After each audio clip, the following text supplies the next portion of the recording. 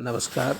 मैं डॉक्टर देशराज वर्मा, सहआचार्य हिंदी, राजकीय महाविद्यालय राजगढ़, अलवर, राजस्थान। प्रिय विद्यार्थियों, बीए तृतीय वर्ष के प्रथम प्रश्न पत्र जो कि आधुनिक काव्य से संबंधित आपके पाठ्यक्रम में लगाया गया है। आपके पाठ्यक्रम में छायावादी कवि निराला की भिक्षुक कविता का आज हम अध्ययन करने जा रहे हैं। और हम इससे पूर्व की कक्षा में बात कर चुके हैं कि निराला छायावादी कवि होते हुए भी छायावादी परंपरा का अतिक्रमण करते हैं, प्रगतिवादी चेतना से उत्प्रोत कविताएं लिखते हैं और कविता के क्षेत्र में संवेदना और शिल्प के स्तर पर, छंद के स्तर पर प्रयोग करते हैं। और एक साथ छायावादी, प्रगतिवादी, प्रयोगवादी और नई कविता की जो प्रवृत्तियां हैं वो निराला में हमें देखने को मिलती हैं।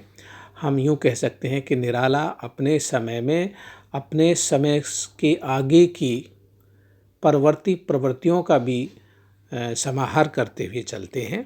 इसी क्रम में आज हम निराला की जो चर्चित कविता भिक्षुक है उसका अध्ययन कर रहे हैं। भिक्षुक से तात्पर्य भिखारी से है, याचक से है।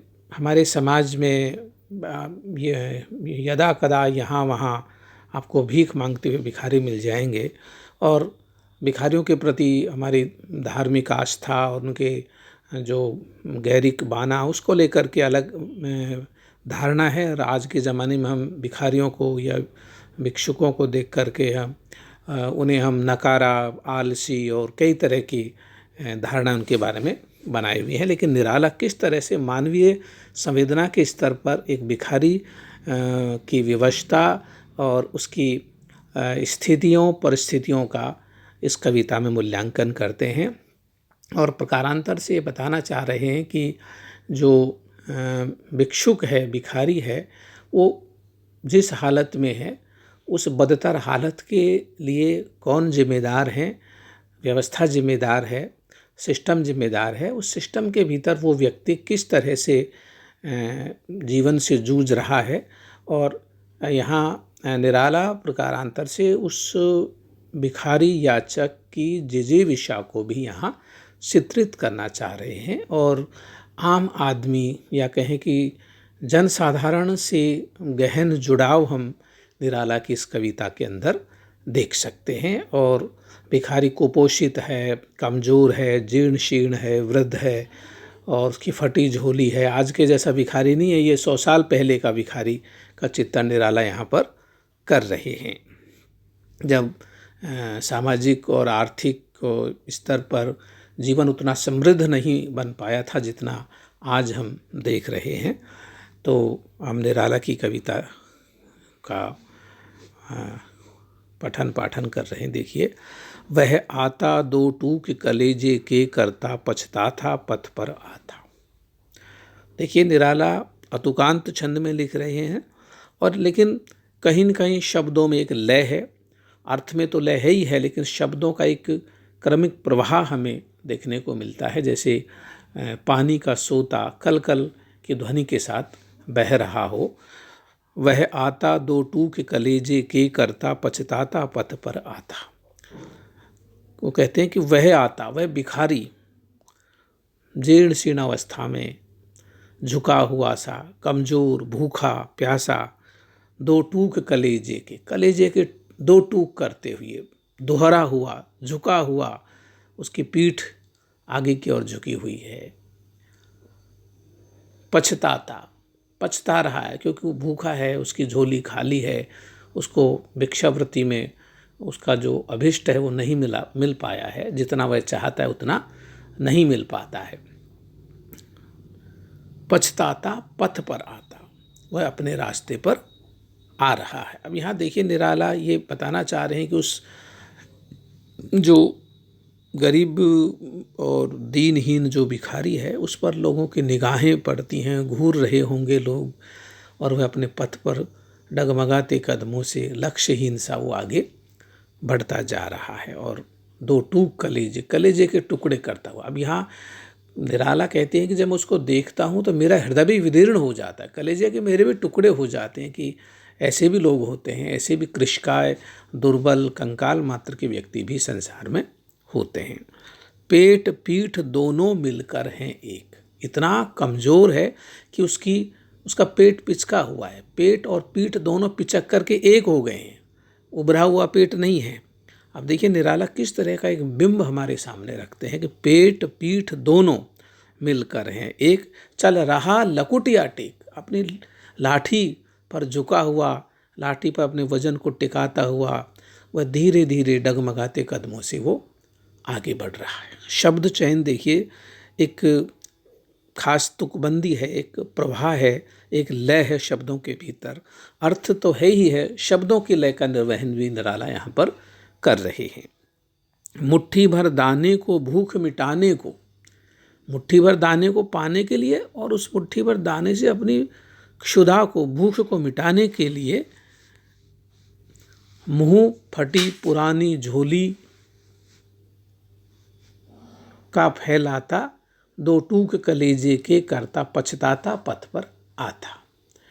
यहाँ हमें एक नवगीत का शिल्प भी यहाँ देखने को मिलता है। निराला कहते हैं कि उसकी झोली फटी हुई है, उसका मुंह फटा हुआ है, और जो फटी झोली के मुंह को फैलाता हुआ, क्योंकि खाली है झोली, उसके पास इतने कपड़े भी नहीं कि एक झोली बना सके, और दो टूक कलेजे, कलेजे के टुकड़े टुकड़े करता हुआ, पछताता दीनहीन, देखने वाले को के हृदय को भी द्रवित करता हुआ पछताता सा पथ पर आता, वह आता हुआ दिखाई देता है। यहाँ एक ध्वनि है कि वो भिखारी भी पछता रहा है, उसका कमज़ोर है, कृशकाय है, लेकिन जो देखने वाला है, कवि का हृदय भी विदीर्ण हो जाता है उसकी अवस्था को देख करके।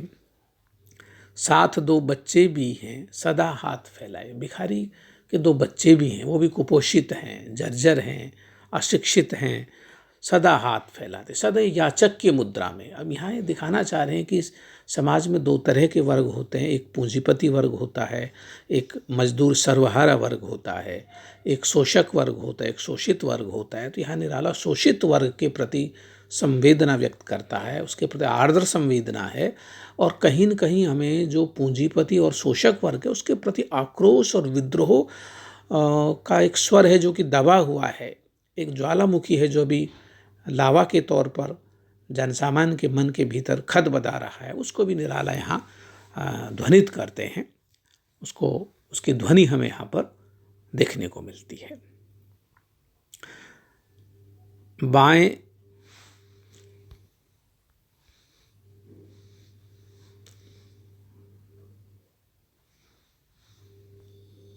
बाएं से वे मलते हुए पेट चलते हैं। निराला कहते हैं कि वो बिल्कुल कमज़ोर, हाथ मलते हुए पेट चलते हैं, पेट के बल पर वो चल रहे हैं।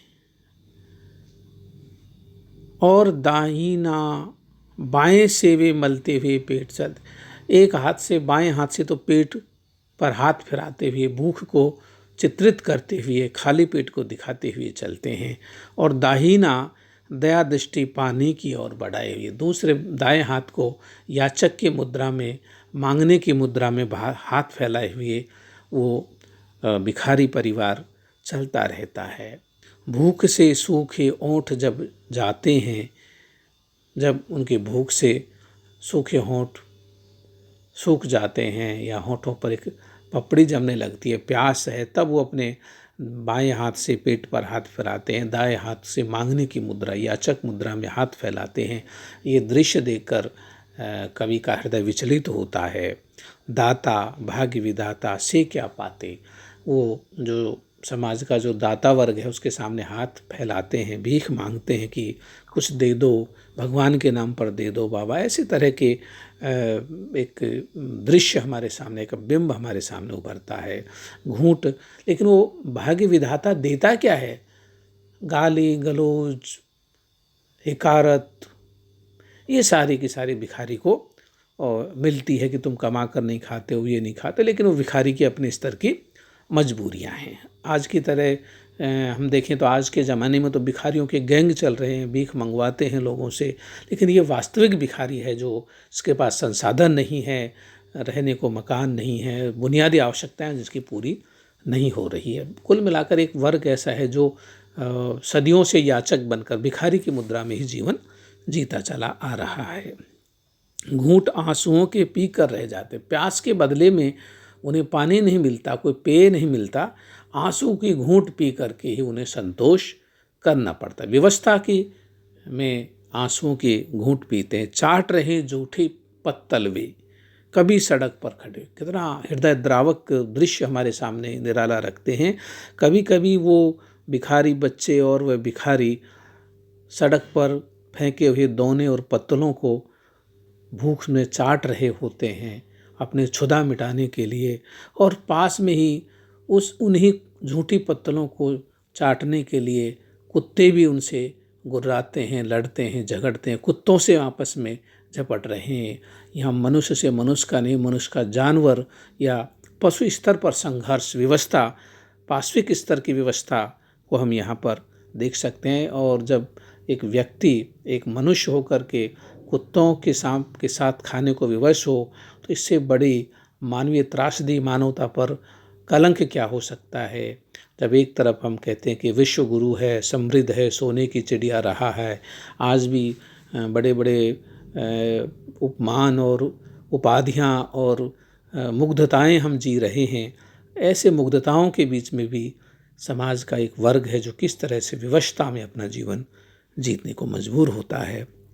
और झपट लेने को उनसे कुत्ते भी हैं अड़े हुए, वो पत्तलों से बचा हुआ जूठन खाने को अभिशप्त हैं, उधर कुत्ते भी उस जूठन को झपटने के लिए अड़े हुए हैं, संघर्ष कर रहे हैं।